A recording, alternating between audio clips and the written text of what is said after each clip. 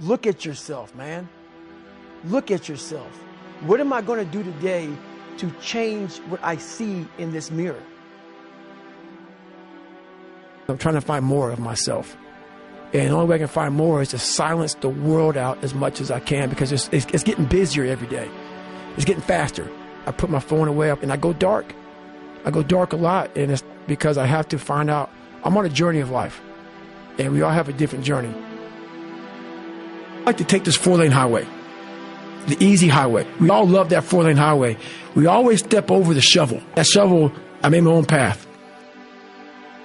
But going through this path of life, this journey over here that you make yourself, that's incredibly difficult, and we're afraid. It's easier to accept the fact that I'm just not good enough. You have to go into those dark chambers that we often shut off, and you got to open them up. Fail, and you're going to be in your head. You're going to be saying, I'm not good enough. And it's how you get through that. It's how you get through that on a daily basis, when that thing is saying, man, I'm 43, I've done so much. You start to become civilized. The refrigerator gets full. You start making money, and you start, I'm not getting cold anymore. I'm retired. At 40, people shouldn't be playing basketball or football. Or at 43, I'm still putting 100-mile weeks, still doing thousands of pull-ups, thousands of push-ups, because I'm not allowing myself to become civilized. The worst thing that can happen to a man is become civilized.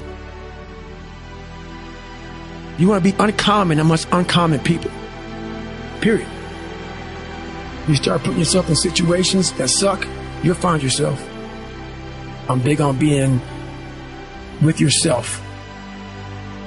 I want to be forever proud of who I was as a man and change who I used to be. The liar, the insecure guy, the guy who can, whatever. I want to be proud. If I die now, if I die at 8, if I die at 90, 100, I'm going to look at myself and say, I'm proud of myself. I believe in patience. I'm a patient dude. I can watch a piece of grass grow for 20 years. Because I know that it's how you get somewhere in life. By being that monk-like mentality. Being able to watch something grow very calmly, patiently. I can't go any faster. We do that to our brain. We put a governor on our brain. The second we feel pain, discomfort, suffering, all those words that we hate to say because we have this happy, peaceful world we live in now, we stop. We slow down. And if you can get through these different barriers and gain 5%, 2%, 3%, that 40% becomes 60. At 60% becomes 70, 80, and 90. And then you'll hopefully one day near 100. That dreamer mentality just would always fuel me. It would just fuel me, man, what if I can be a SEAL, man? Now I run 205 miles.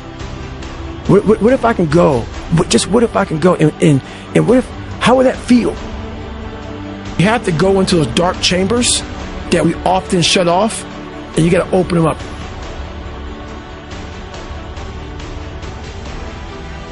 Be the hero of your own movie. If your life was a movie and it started now, forget about whatever financial disasters you've had, personal failures, relationship failures. What would the hero of your life's movie do right now? Do that.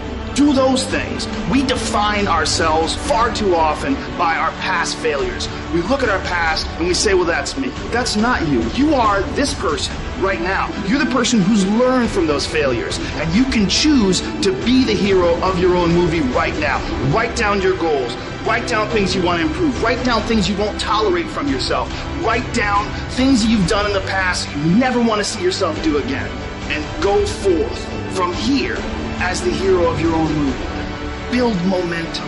Build confidence and momentum with each good decision that you make from here on out. You can do it. Anyone can do it.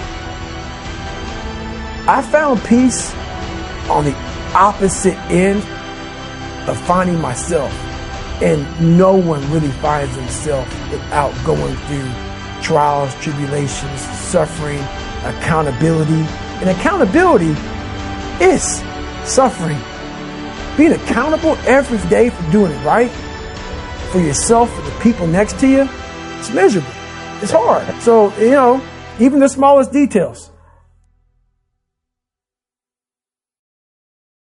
Well, I'm going to just make an addition to the thinking part. Mind, brain, body. The most primitive organism on the planet are bacteria and cells like amoeba. An amoeba has all of the functions that you have.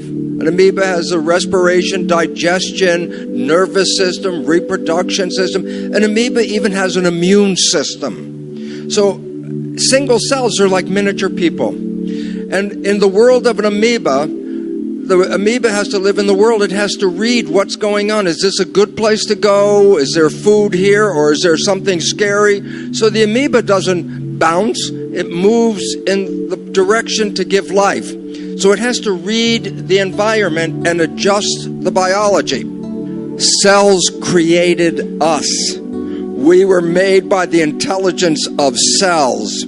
Every one of us is made out of about 50 trillion cells. A human body is a community of cells. The community of cells create the nervous system. The nervous system is to read the big environment and then send the signals to the cells to tell them what to do. So the reality is your cells do not see the real environment we're living in. They see your interpretation, your thought about that environment. Is this a safe environment? Then 50 trillion cells say, good, I'm very happy, I'm in a very safe environment. But if you have a picture of fear, then you're sending a signal to the cells to get ready for protection and get ready for fight or flight. So the function of the mind, brain, body in the other level than what 𝐋𝐚𝐳𝐲 has just said is, how do I coordinate the community of my cells? Should my cells be healthy? Should they be afraid? Should they be in love? Why? Because their expression is our expression. So if I send them messages of fear and concern, then they are like inside getting very nervous about what to do. And fear and love are the opposite behaviors in a cell. Love, open, take in the love and bring it in and grow. Love is a nutrient. Fear, shut down, close off, get in protection. And I say, well, you can't be in love and in fear at the same time, because love is open and fear is closed.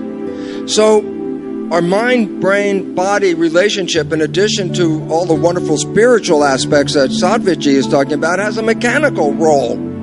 What should my cells be doing? They cannot see what's going on, but they're going to have to move the community from here to there. And so they need to organize their behavior to make my behavior.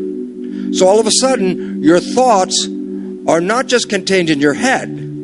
Your thoughts are changed by the brain into information that then goes to 50 trillion cells and tells them what's going on. And the problem in our world today is fear. Will I have enough? Will I have food?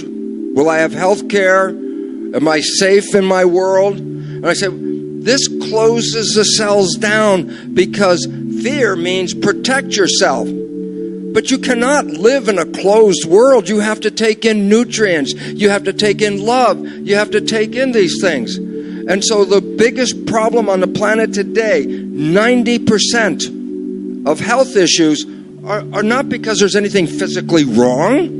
It's because the signals that we are sending to the cells are not supporting growth, happiness, and health. And all of a sudden it says, oh my goodness, then the mind and the brain are profoundly important, because they determine everything below your head, what's going to happen. And when you live in the world of watching the news, being on the internet, reading a paper, and everyone wants to tell you, be afraid, be afraid, be afraid.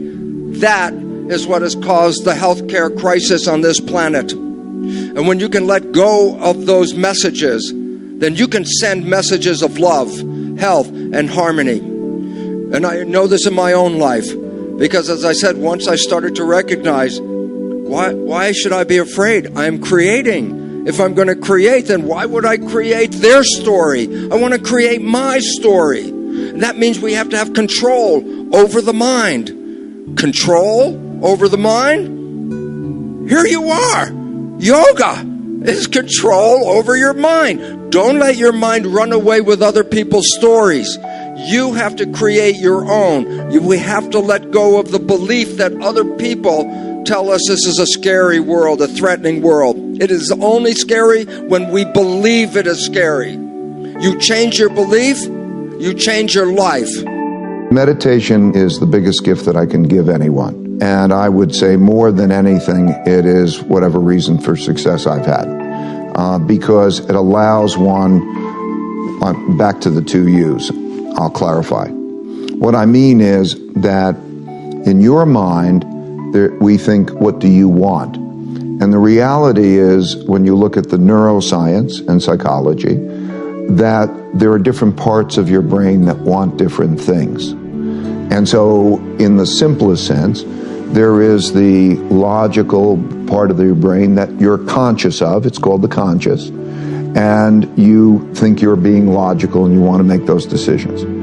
And then there's the subliminal, below the limbic system, part of the brain, which is the emotional, and it's not as conscious to you, but it has more of an influence on you than really the logical one. And so they're not aligned. And so when you're experiencing that pain, or let's say the ego, right, there were 2 main things. You got an ego barrier and a blind spot barrier. If you can get past your ego barrier and you get past your blind spot barrier, you can accomplish anything, because you also know that you don't have to do everything, you don't have to figure it out yourself. You can take in from other people the different ways to approach things in the best possible way. And so the realization that we all are really struggling with ourselves, and to think which is in control. Meditation helps to deal with the alignment of those 2 things.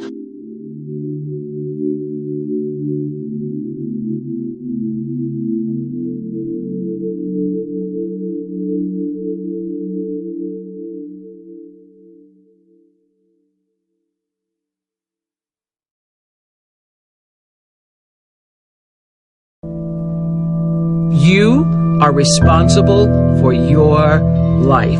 And if you're sitting around waiting on somebody to save you, to fix you, to even help you, you are wasting your time, because only you have the power to take responsibility to move your life forward. Nobody is going to cry for you. They have their own tears. One thing I'm positive about is how ROI negative complaining is, and how much I'm trying to suffocate the practice of it. I really have been fascinated by people that have changed their mindset into understanding that everything that is not going well right now is their fault.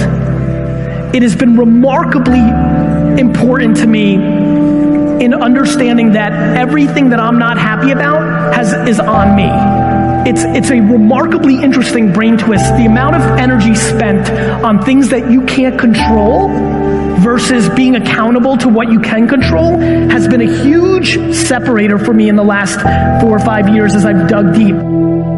I always tell people the most valuable lesson I got from my mentor, Jim Rohn, was I asked my father, worked 2 jobs. We were always broke. We had no money for food. And we lived in a community we moved to, which was, I thought they were all rich and we were on the other side of the tracks. It was lower middle class, but compared to where we lived before, these people seem rich compared to us. And I just didn't understand it. And Jim said to me, Tony, it's not about the value of your soul. It's about the value of you in the marketplace. And your father's skills are not that valuable.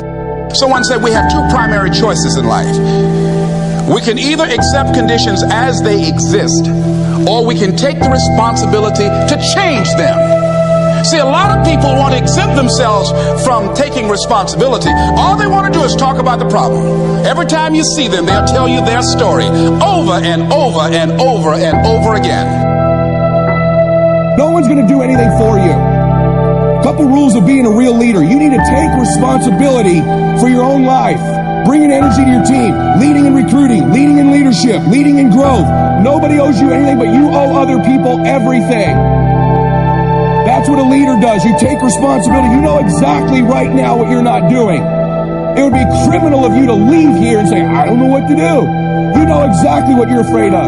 You know exactly what you've been avoiding. And you got to make a decision to change it. You know exactly what it is. Don't BS anybody.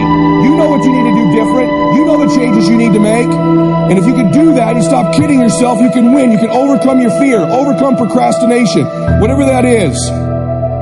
I say to people, you got to participate in your own rescue. You've got to retool yourself. There are no skill sets in community colleges today, for the most part, that are going to prepare you for the economy or a job that's there. So what is that going to do? You're just going to waste more money, more time. We need to retool ourselves. The government's not going to do it for you. And even when you're struggling, even when you're discouraged, and you feel like other people have given up on you, don't ever give up on yourself. Right now, between me and the person I want to be, between you and the person you want to be, there is a gap of skill set, and that's it. But once you know your mission, and once you believe that you can accomplish anything you set your mind to, then you can do the extraordinary. Now for me, getting out of that space of being lost, of not knowing what I wanted to do with my life, it all came down to needing to earn credibility with myself in very small incremental ways. And I knew if I was going to accomplish anything in my life, I was going to have to get control of my mind. Now, ironically, there's two ways to get control of your mind. Way number one is directly going to the mind, which can be very scary, can be very daunting, very ethereal. It's ephemeral, it's hard to grab onto, it's hard to touch. But way number two is through the body. And so I decided that my kung fu was going to be to get very good at developing my body. And in that process, I was going to learn about nutrition, which would allow me to help my mom and my sister. In that process, I was going to earn credibility with myself. And earning credibility with yourself is so important. Do it in micro ways. For me, just showing up to the gym every day was a micro victory. I said I was going to do it, and I did it. Now, you have to understand, I hate working out. So for all of you crazy people that get an endorphin rush from running, I hate you all. Running for me is like being stuffed into a meat grinder. There is absolutely nothing pleasurable about it whatsoever. So whatever neurological thing you guys get that you've been blessed with, I have not been blessed with that. So for me, showing up at the gym sucks. Eating a bowl of ice cream is awesome. And so getting to a better place for me was a totally different journey. Thank you. And what that was just showing up every day and putting in the work. It was reading about human metabolism and understanding how what I eat impacts my body. It was earning a little bit of discipline every day, knowing that, well, I did it yesterday, I can do it again today. It was not eating something that I wanted to eat. And most importantly, and if you're taking notes, write this down, it was about changing my identity. Because at the end of the day, identity and values drive behavior. Identity and values drive behavior. So if you want to make a change, you have to change your vision of who you are. You have to begin telling yourself a different narrative. And the narrative you tell yourself about yourself is everything. And if you tell yourself that you're a scared, undereducated kid from Tacoma whose family has never accomplished anything, let me tell you what you will become. A scared, undereducated kid from Tacoma who never accomplishes anything, because that's what you believe.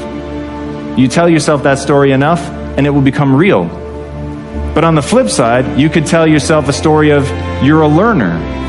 You learn faster than most people. You're willing to put in more work than most people. You're willing to read more books than most people. You're willing to spend an inhuman amount of time every day improving your mind simply by getting new ideas into the system. And that you will admit that you're wrong faster than anybody else. That you won't let your ego get in the way. And you tell yourself that story over and over and over. So when somebody comes and tells you how stupid you are, that you're just a dumb kid from Tacoma, you go, you're right, that's amazing. Thank you for pointing out that flaw, because now that I'm aware of it, I can improve it because I'm the learner. And once I switched my narrative to being the learner, it didn't matter where I started, it only mattered where I was trying to go. And as long as I had that clarity, then I could execute, because I believed I could do anything I set my mind to without limitation. You don't need a better economy. You don't need better seed and soil. In fact, When it comes to seed and soil and rain and sunshine and seasons and the miracle of life, that's all you got. Now, what if you blame this stuff? Then you're blaming all you got. If you blame the economy, and you blame the schools, and you blame the teachers, and you blame the sermons and the preachers, and you blame, the marketplace, and you blame the company and company policy, what else is there? When some people get through with their blame list, there isn't nothing else. That's all there is. And if you blame the only thing you've got to work with, I'm telling you, it's called mistake colossal.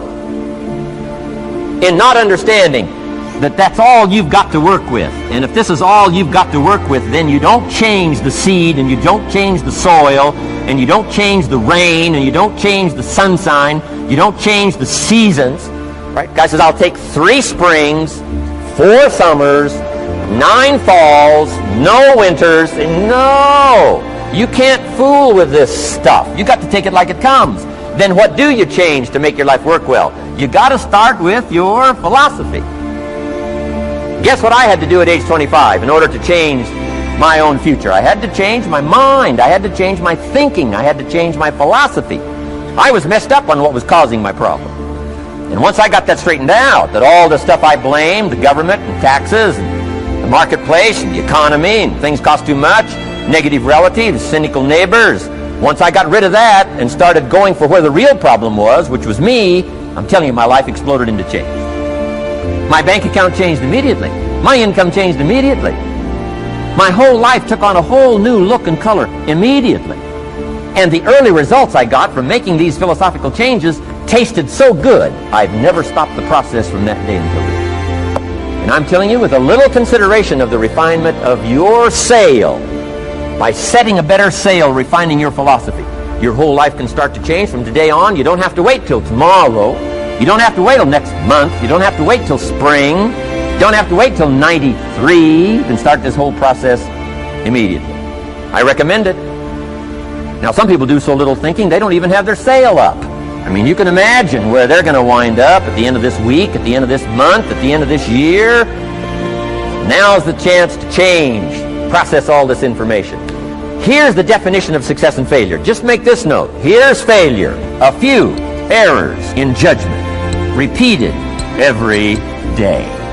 Now, you can automatically assume, Mr. Owen, I say, I can understand that. A few errors in judgment repeated every day. For 6 years, my father, 88 years old, he's never been ill, still hasn't retired. Not long ago, midnight, we're getting ready to go to bed. We've drilled a new well, got some extra water, got some more acres going, he's all excited. At midnight, we're getting ready to go to bed. My father's eating what he calls his midnight snack. A little bite to eat before you go to bed. Don't have to go to bed hungry. And I'm watching him eat this midnight snack. Guess what he had? An apple, a few graham crackers, and a glass of grapefruit juice. I said, no wonder my father's so healthy. My mom taught us all those good health practices. Taught me when I'm growing up, right? I'm an only child. I've never been ill. Passed the big 5-0 some time ago. My 2 daughters, 32, 33, never been ill. My grandkids, never been ill. I'm telling you, the legacy lingers on. As I watched my father have this midnight snack, suddenly it occurred to me. I know that's part of it. An apple, what? A day. That's gotten to Dallas-Fort Worth, right? An apple. An apple a day keeps the doctor away. Good question for this intelligent audience. What if that's true? You say, well, Mr. Rohn, if that's true, that would be easy to do. Then what's the problem? It's easy not to do. It's easy not to adopt it as your own personal philosophy. Or the guy messed up to say. Guy says a Hershey bar a day. Say, no. No. You've been watching too much television. It is not Hershey bar. You got to be smarter in philosophy than to fall for the Hershey bar a day when it's an apple a day. You got to be smarter than that. And if you make that kind of an error in judgment every day for 6 years, I'm telling you, it'll accumulate into disaster. Sometimes the first year you say, well, you know, I'm so healthy now, what difference is it going to make? You got to be smarter than that. Just because disaster doesn't fall on us at the end of the first day doesn't mean disaster isn't coming. You got to be so smart that you look down the road and say, will the errors in my present judgment of philosophy, what's that going to cost me in 1 year, 6 years, 1 month, 6 months? I'm telling you the money cost and the health cost and the success cost is too gigantic. If you look down the road a little ways and say, are there errors in my current judgment like an apple versus a Hershey bar? Is that just a good illustration of some of the rest of my errors in judgment? If it is, that's where I found myself at age 25. I started working when I was 19. I met my teacher who helped turn my life around when I was 25. That's 6 years. At the end of the first 6 years of my economic life, I've got pennies in my pocket. I've got nothing in the bank. The creditors are calling saying, hey, you told us the check was in the mail. I'm embarrassed. I'm behind on my promises. I live in America. I'm 25-year-old American male. I got a nice family, every reason to do well. And I'm messed up. Now, what's messed up? I used to think it was the community that was messed up, and the country was messed up, and the government was messed up. If those Democrats ever get in the White House, that'll really mess things up. If the Republicans stay in power, that'll really mess things up. The economy was messed up. Interest rates are messed up. I thought all this stuff was messed up. Then I found out that's not what was messed up. I was criticizing the only thing I had to work with. What was really messed up was my own personal philosophy. My own errors in judgment in my own personal philosophy brought me in 6 years to pennies in my pocket, nothing in the bank, and trying to explain why I wasn't doing well living in America, 25-year-old American male, got a family, every reason to do well. Now, once I understood this, here's the formula for failure: errors in judgment, being lax about developing your own personal philosophy. I'm telling you, it's called accumulated disaster.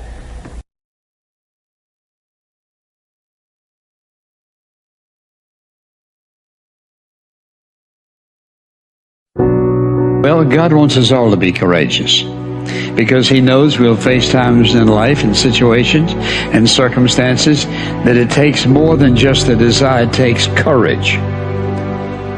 Many people operate on the basis of fear, on the basis of what other people think. We as believers should operate on the basis of courage. Courage to say no when we ought to say no. Courage to say yes when we should say yes. So what kind of courage do you have? Is yours sort of floating between depending on the situation? Or do you know the difference between right and wrong for your life? And you've made up your mind. Do we sit down and let change just happen to us? Or are we just watching change happening around us? Or are we aware that change is happening within us? Or are we going to be those proactive people who make sure that we affect what happens to us? Change also produces 4 types of people. They are in this room. First of all, there are people who watch things happen. Not all change is improvement. You used to weigh 128, and now you changed. And for some of you, that's not an improvement. You lost your wardrobe. You lost your ability to climb up steps fast. You even lost the quality of health that you had. Change doesn't mean improvement all the time. But the problem is, without change, there can be no improvement. So you have to decide what to do with change. Change will happen, and if you are not careful, it could be destructive. So you have to determine, what kind of change do I want in my life? And I want you as a young person, as a mother and a father, as a business person, to think about your company even, or your family, or your educational pursuit. What kind of classes do you want to take in college this year? What kind of grades do you want? What kind of relationship you want to have in your life? Who do you want to drop and who do you want to pick up in your relationships? What kind of people do you want to associate with? Where do you want to travel that you've never been? What are the books you need to read you never read before? The changes come with choices. So what kind of person are you? Drive. That's this puppy right here. This is what you want. This is your prefrontal cortex. Drive is the mode where you're in charge of your thoughts, okay? It's where you are fully awake, you are present, and you are driving your thoughts and actions. When you're doing that, your prefrontal cortex is active. The prefrontal cortex is the part of the brain that you need in order to learn new behavior, in order to do something difficult, in order to do something uncertain, in order to do strategic thinking. So I'm going to give you an example. So I'm a righty. If I were to try to write with my left hand, Lewis is going to torture me and tie my hand behind my back and make me do this, I could do it. it would look like I was writing with my foot. And if Lewis came up to me and said, "Hey Mel, you want some bulletproof coffee?" I'd be like, "Lewis, I'm trying to concentrate. I can't do this." My prefrontal cortex would be el fuego, because it is firing on all cylinders to communicate to my hand new behavior. So the thing that's cool about that is that you can use a simple trick.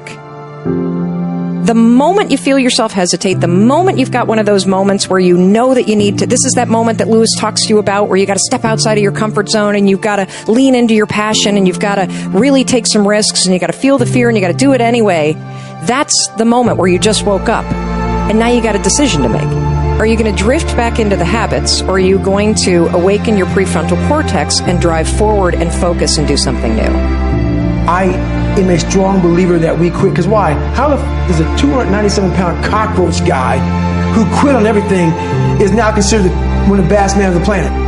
How is that possible? It means I had to change one thing, my mindset.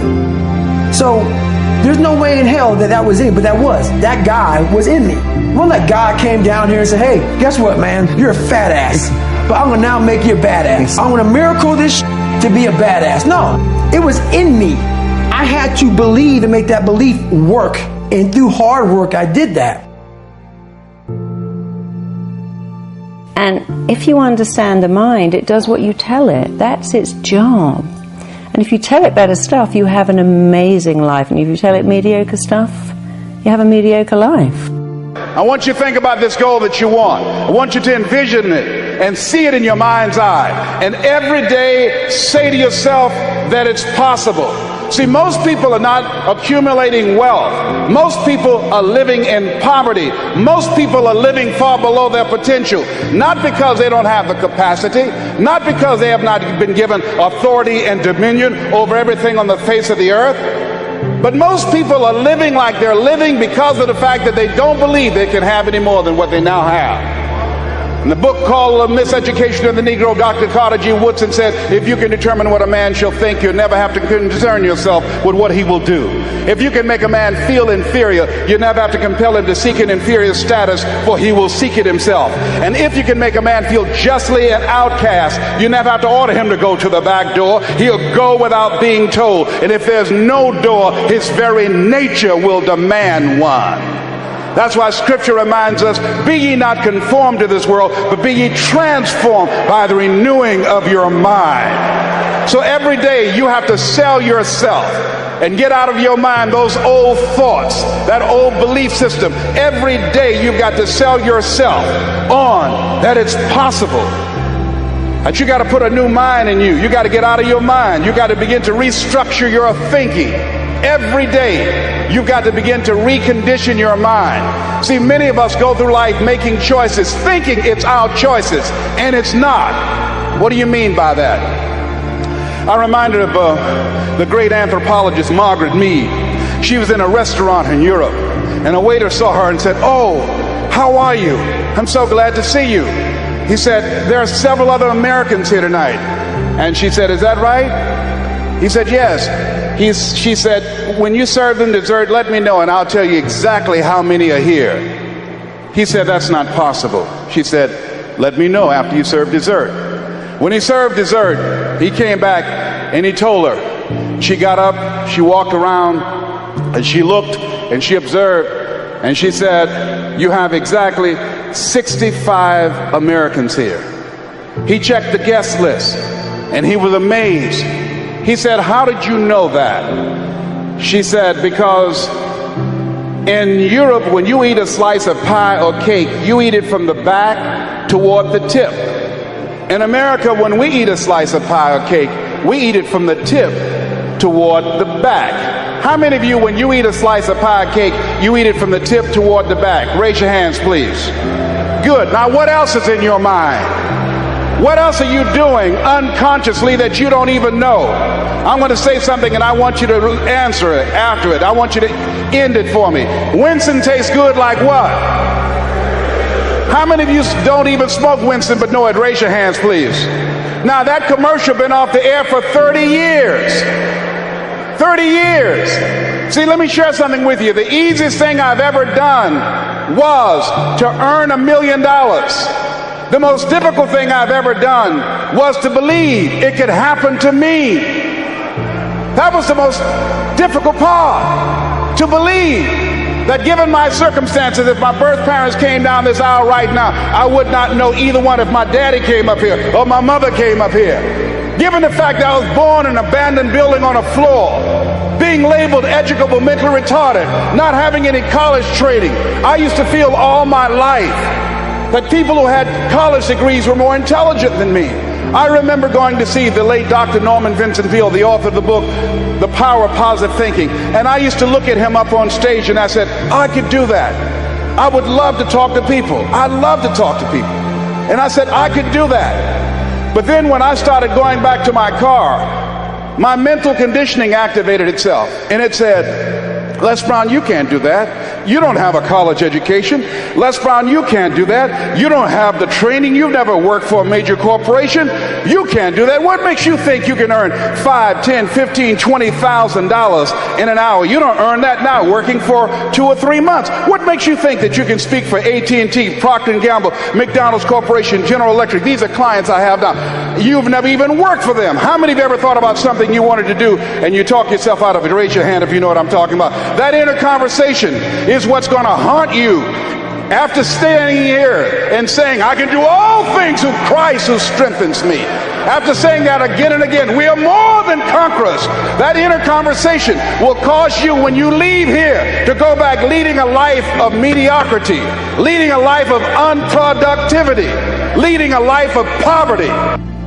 You said something in there that is really interesting, but I don't understand quite what you mean by it. So you said you have to make sure that the language is not only compelling, but absolutely up to date. What do you mean up to date? Well, I'll give you an example. I worked with somebody who was morbidly obese, and he had a story. You know, when I was a baby, I was only 2 pounds. I nearly died. My parents had to feed me every hour, wake me up, and if I threw up the food, my mum would cry.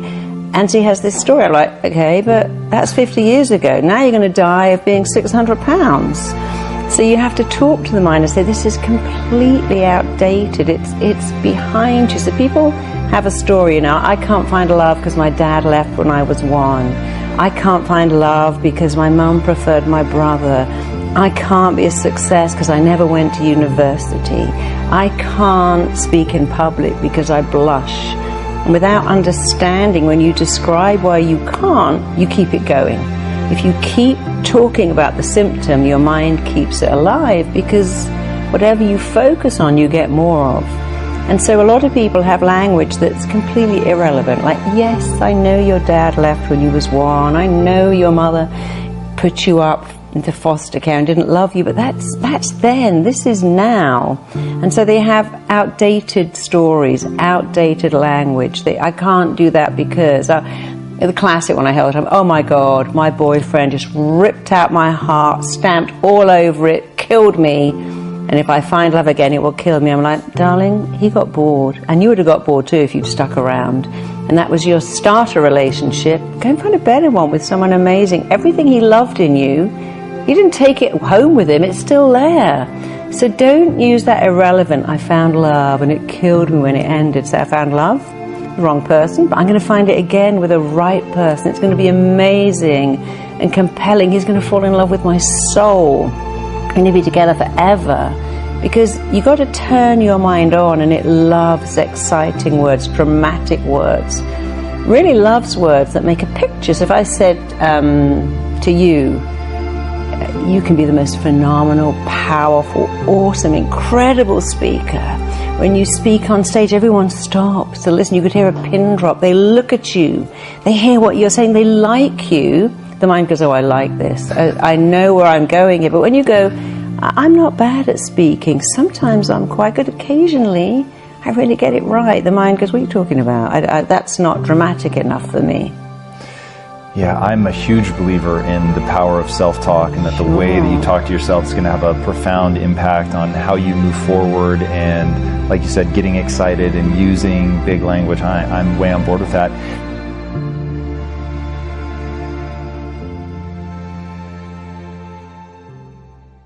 I have the pleasure to present to you Dr. Martin Luther King, Jr.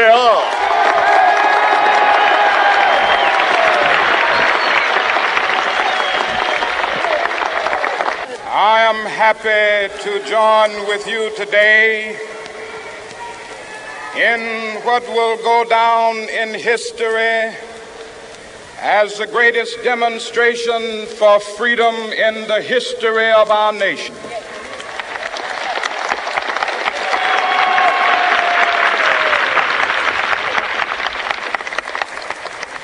Five score years ago, a great American in whose symbolic shadow we stand today signed the Emancipation Proclamation. This momentous decree came as a great beacon light of hope to millions of Negro slaves who had been seared in the flames of withering injustice. It came as a joyous daybreak to end the long night of their captivity. But 100 years later, the Negro still is not free. 100 years later, the life of the Negro is still sadly crippled by the manacles of segregation and the chains of discrimination. 100 years later, the Negro lives on a lonely island of poverty in the midst of a vast ocean of material prosperity. 100 years later, the Negro is still languished in the corners of American society and finds himself in exile in his own land.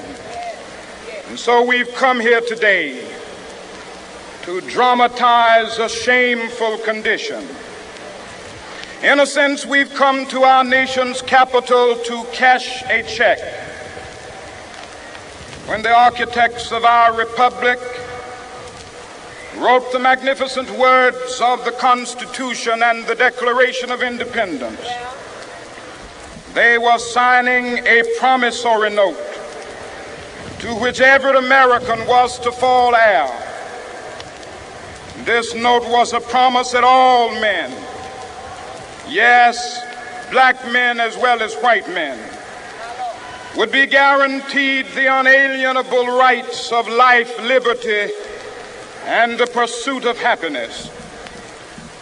It is obvious today that America has defaulted on this promissory note insofar as her citizens of color are concerned.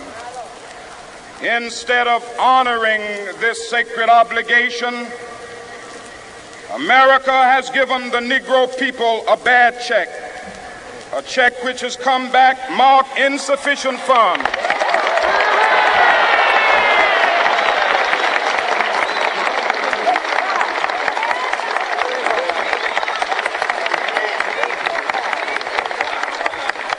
But we refuse to believe that the Bank of Justice is bankrupt.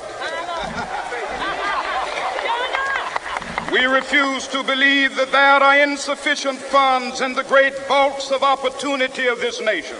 And so we've come to cash this check, a check that will give us upon demand the riches of freedom and the security of justice.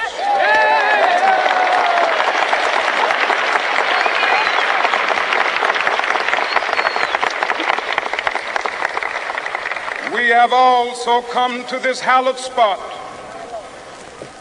to remind America of the fierce urgency of now. This is no time to engage in the luxury of cooling off or to take the tranquilizing drug of gradualism.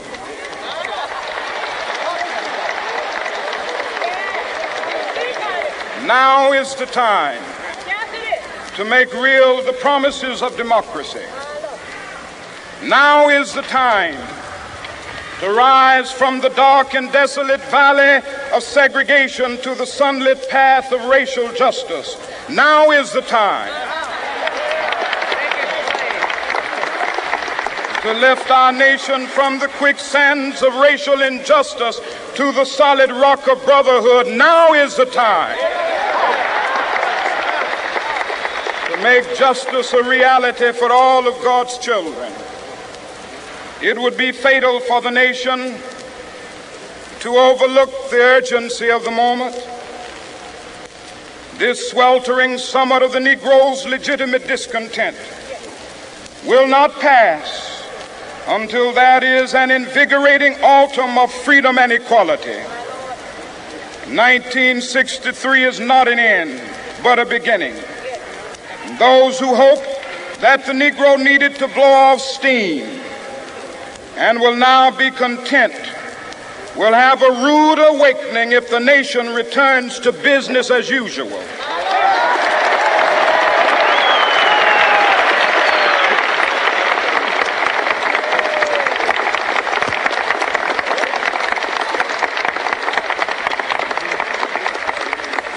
There will be neither rest nor tranquility in America until the Negro is granted his citizenship rights. The whirlwinds of revolt will continue to shake the foundations of our nation until the bright day of justice emerges. But that is something that I must say to my people who stand on the warm threshold which leads into the palace of justice. In the process of gaining our rightful place, we must not be guilty of wrongful deeds. Let us not seek to satisfy our thirst for freedom by drinking from the cup of bitterness and hatred.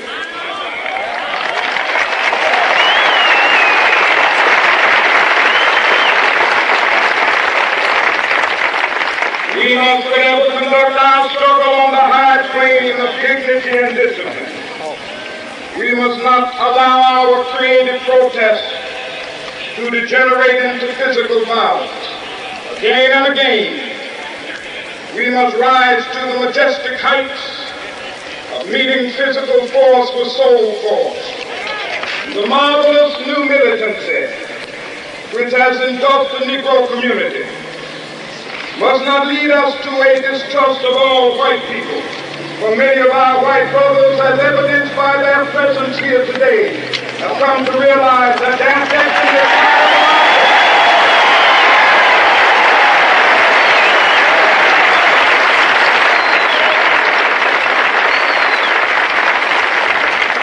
They have come to realize that their freedom is inextricably bound to our freedom. We cannot walk alone.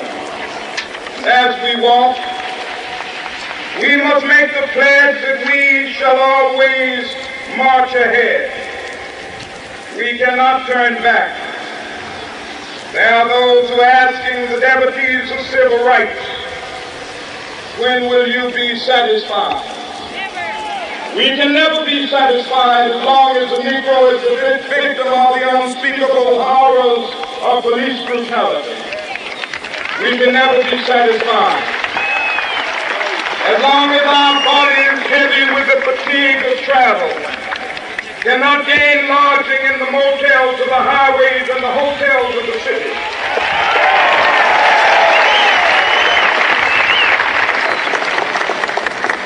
We cannot be satisfied as long as a Negro in Mississippi cannot vote and a Negro in New York believes he has nothing for which to vote.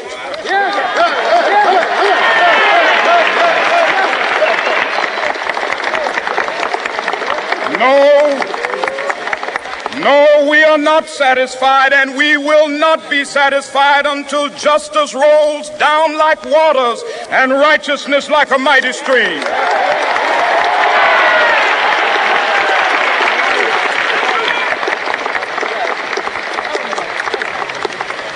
I am not unmindful that some of you have come here out of great trials and tribulations. Some of you have come fresh from narrow jail cells. Some of you have come from areas where your quest for freedom left you battered by the storms of persecution and staggered by the winds of police brutality. You have been the veterans of creative suffering. Continue to work with the faith that unearned suffering is redemptive. Go back to Mississippi. Go back to Alabama. Go back to South Carolina. Go back to Georgia. Go back to Louisiana. Go back to the slums and ghettos of our northern cities, knowing that somehow this situation can and will be changed. Let us not wallow in the valley of despair. I say to you today, my friends,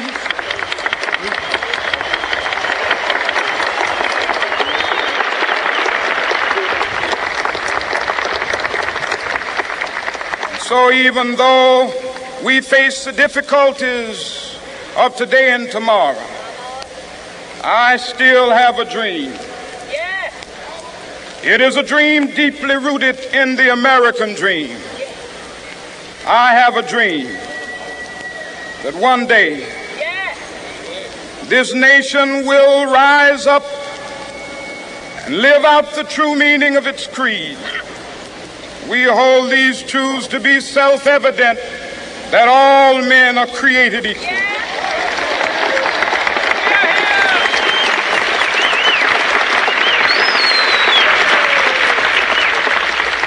I have a dream that one day on the red hills of Georgia, the sons of former slaves and the sons of former slave owners will be able to sit down together at the table of brotherhood. I have a dream that one day, even the state of Mississippi, a state sweltering with the heat of injustice, sweltering with the heat of oppression, will be transformed into an oasis of freedom and justice. I have a dream that my 4 little children will one day live in a nation where they will not be judged by the color of their skin, but by the content of their character. I have a dream today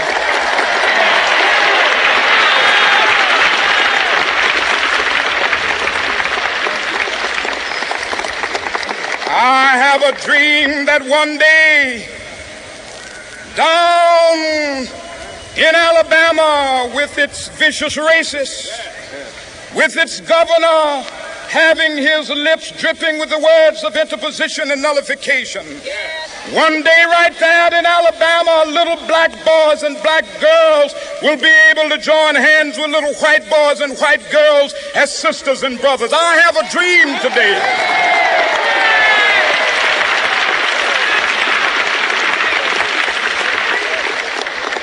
I have a dream that one day every valley shall be exalted, and every hill and mountain shall be made low. The rough places will be made plain, and the crooked places will be made straight. And the glory of the Lord shall be revealed, and all flesh shall see it together.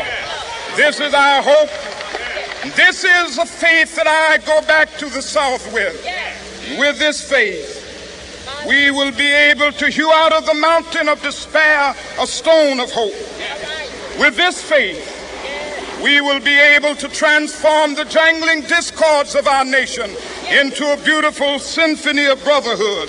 With this faith, we will be able to work together, to pray together, to struggle together, to go to jail together, to stand up for freedom together, knowing that we will be free one day. This will be the day. This will be the day when all of God's children will be able to sing with new meaning, "My country, tears of thee.